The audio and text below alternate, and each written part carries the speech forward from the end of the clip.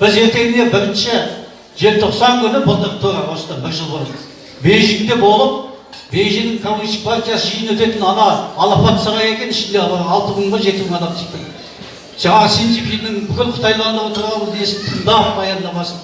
Кейін жаңағы 116 адамның тізімін Қытайда қысым көріп, зындада жатқан, қамауда жатқан, соның қолына, Синьцзипиннің өзінің қолына болмаса да, сыртқы істер министрінің қолына тапсырып кетті. Бұл ең алғаш елге әшкерелеу еді.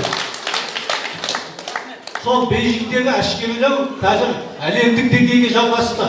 Оны әлемдік деңгейге жалғастырып отқан осы атажұрт, айналайын атажұртқа мен ризамын.